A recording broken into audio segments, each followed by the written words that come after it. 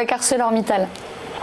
Alors, ArcelorMittal, alors là, on n'est absolument pas dans un suivi, puisque je ne l'ai jamais analysé, mais la semaine dernière, j'expliquais pour une valeur Société Générale, pour ne surtout pas la citer, qu'il ne fallait jamais acheter une valeur qui ne fait que tomber, donc même si elle est en baisse depuis un certain nombre de mois, même si elle est en baisse depuis un certain nombre de trimestres, et qu'il fallait, pour acheter une valeur en baisse, se montrer précis avec des critères très objectifs.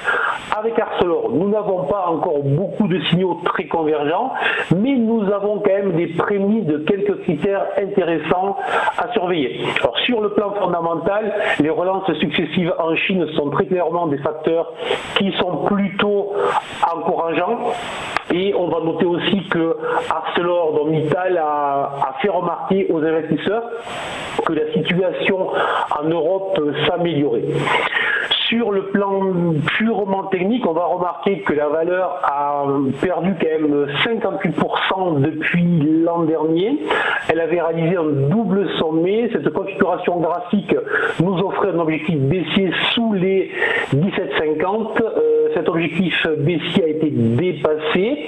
Mais ce que l'on constate aussi, et on le voit très bien sur le graphique que vous avez mis à l'écran, c'est que la valeur s'inscrit dans un canal descendant et elle vient de toucher l'oblique support. Alors c'est un petit critère, mais c'est un premier critère à surveiller. Ce que l'on va aussi remarquer, c'est qu'on a eu ces dernières séances une reprise du volume et un léger rebond avec une accélération qui a été suivie depuis 3 séances d'une courte phase de latéralisation. Alors, on a 2 choses à noter sur cette valeur. On peut avoir un objectif de court terme très intéressant sur les 17. Ce 17 sera possible si le support de 13,9 reste intouché. Autrement dit, nous aurions là un gain de près de 20% pour un risque inférieur de 5%, ce qui est très intéressant. Mais attention, c'est un achat très spéculatif à réserver aux investisseurs qui maîtrisent très bien les comportements adaptés à ce type de situation.